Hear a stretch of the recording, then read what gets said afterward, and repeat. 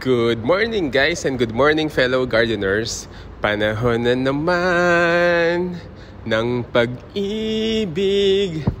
Panahon na naman ng pagtatanim. It's planting season again. At sa mga nagtatanong po kung ilang buto ng kangkong ang itinatanim ko sa bawat styrofoam cup, around 6 to 8 or 6 hanggang 8 buto ng kangkong po ang aking itinatanim. Bakit? Para ma-maximize po natin ng space. Lalo na dito sa rooftop garden, wala naman tayong malaking space na pagtataniman. At kangkong nga ang isa sa mga pinakauna naming itinatanim matapos ang sobrang tag-init dito sa Middle East. At nakikita nyo nga dito sa video na lumabas na yung mga ugat nila at ready na ito na ilagay sa ating hydroponic setup.